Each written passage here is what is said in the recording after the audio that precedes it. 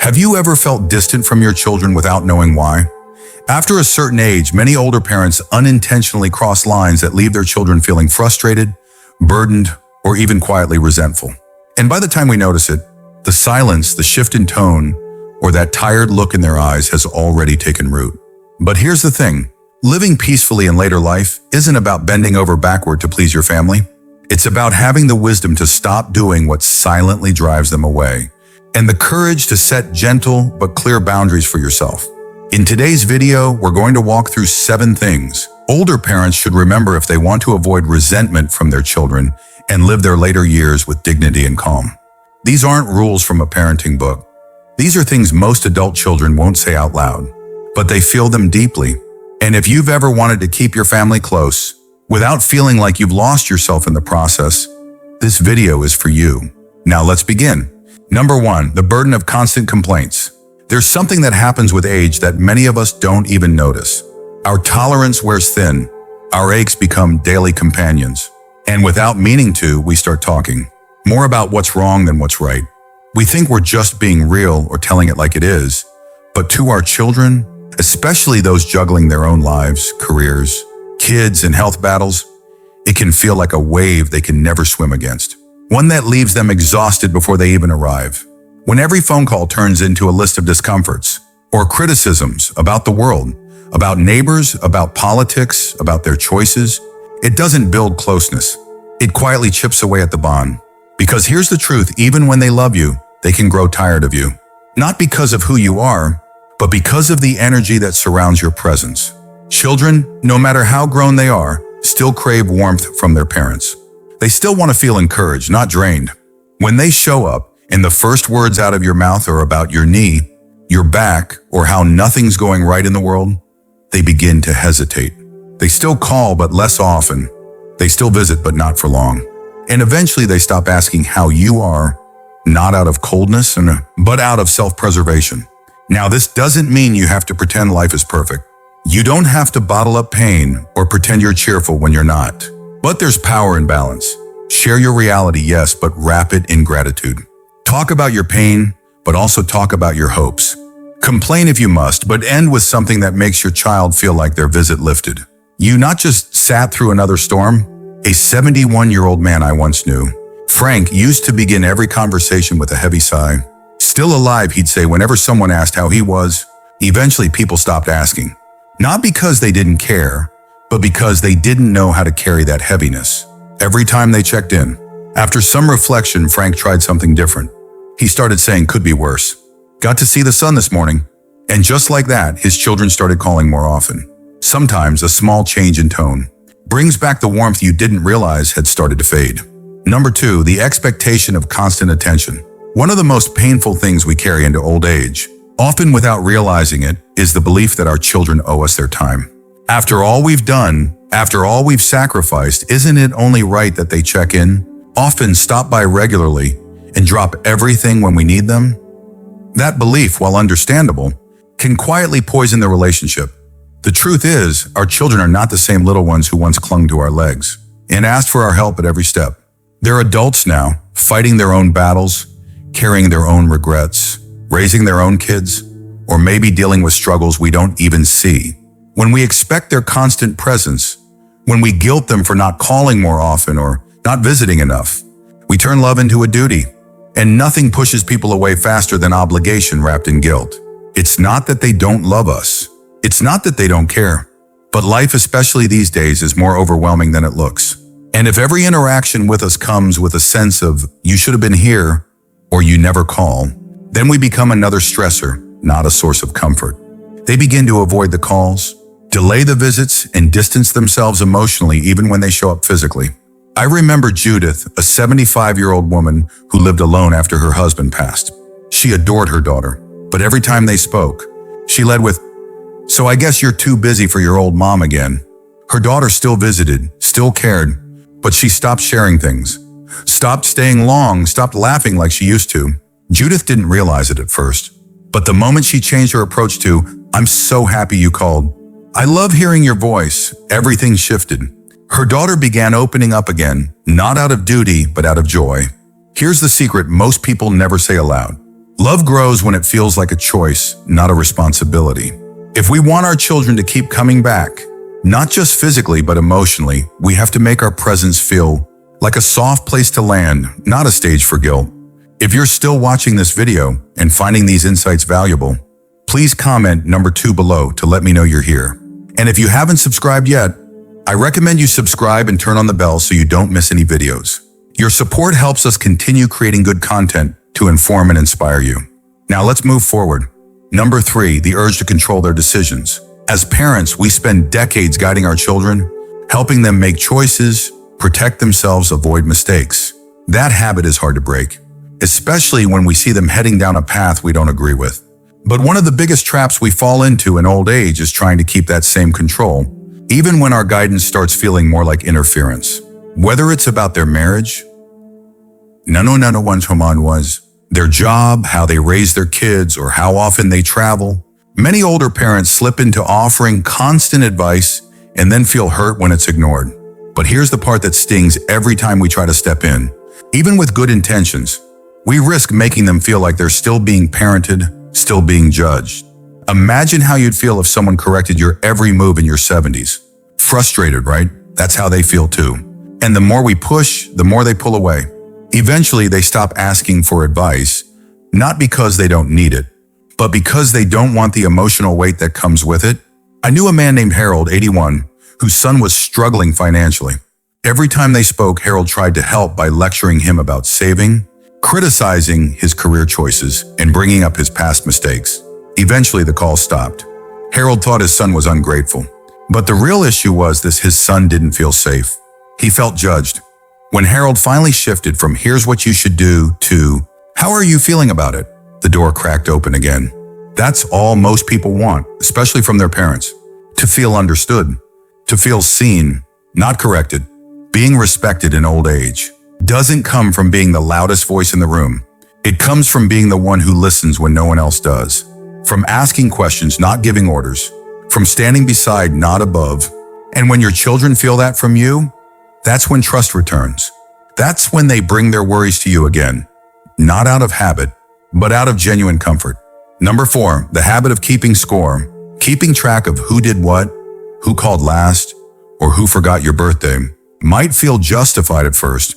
But this quiet scorekeeping, this mental ledger of who owes what, often builds resentment faster than we realize. It turns loving relationships into quiet competitions. And it pushes our children away when we need them most. Some older adults think, I raised them. I sacrificed so much, the least they could do is call me more. And that thought alone, it can fester. It can turn every phone call into a silent measurement. That was only 5 minutes. They didn't ask how my doctor's visit went. Suddenly, nothing feels good enough, and the warmth in the relationship starts to disappear. The truth is, most grown children are overwhelmed. They're juggling careers, parenting, health, their own financial worries, and still trying to be there for you. When we frame their love as a debt they can never repay, we unintentionally make them feel like they're failing, even when they're trying. I remember a woman named Carol, 76, who used to jot down how often her daughter visited each month. She didn't show the list to anyone, but she knew it by heart. Every missed visit added to her disappointment. Every short call confirmed her fears. Eventually, she grew so bitter that her daughter started calling less, not because she didn't care, but because she felt like nothing was ever enough. Carol's turning point came when she stopped expecting reciprocity and started expressing joy. She'd say, "It's so nice to hear your voice," instead of "Where have you been?" And slowly those walls came down. Her daughter stopped avoiding her. The conversations got longer, warmer. When we stop keeping score, we give space for love to breathe again. No guilt. No emotional tally marks, just connection as it is in the moment. If you're still watching this video and finding these insights valuable, please comment number 4 below to let me know you're here. And if you haven't subscribed yet, I recommend you subscribe and turn on the bell so you don't miss any videos. Your support helps us continue creating good content to inform and inspire you.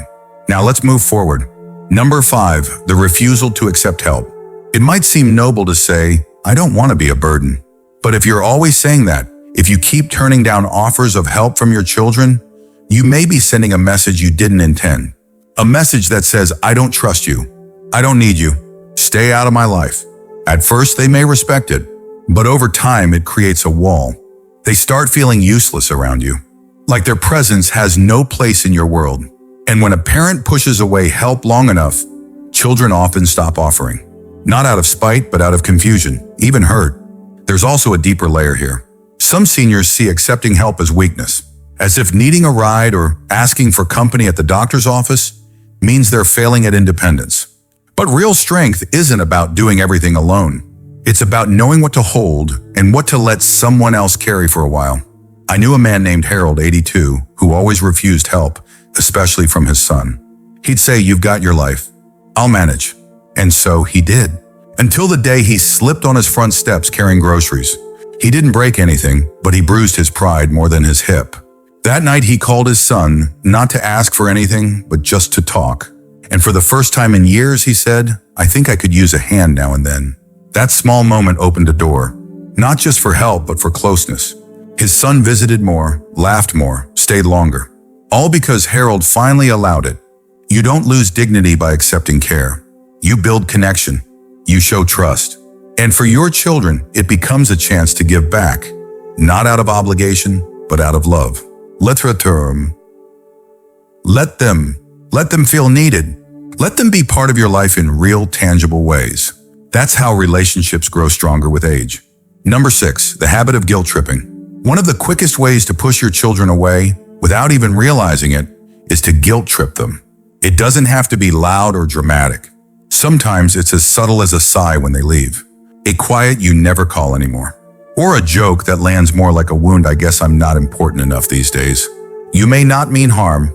You may just be expressing loneliness or missing them. But when guilt becomes the way you communicate your needs, it starts to wear them down.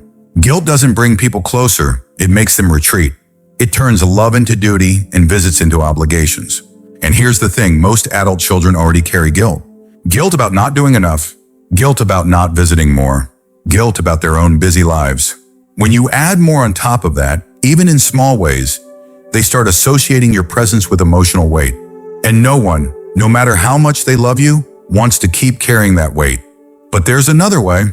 Instead of saying "you never visit," try saying "it makes my day when you come by." Instead of "you don't care anymore," say "I miss our time together." You're still being honest, but without the sting. You're inviting, not accusing. I once met a woman named Doris, 76, who used to complain constantly to her daughter about feeling forgotten. Her daughter would visit, but always seemed tense, like she was bracing for something. One day, Doris switched things up. She started thanking her daughter each time she came. She'd say, "I know you're busy, and it means so much that you still make time for me." The change was like flipping a light switch. Her daughter not only came more often, she stayed longer and smiled more. Gratitude creates space. Guilt closes it.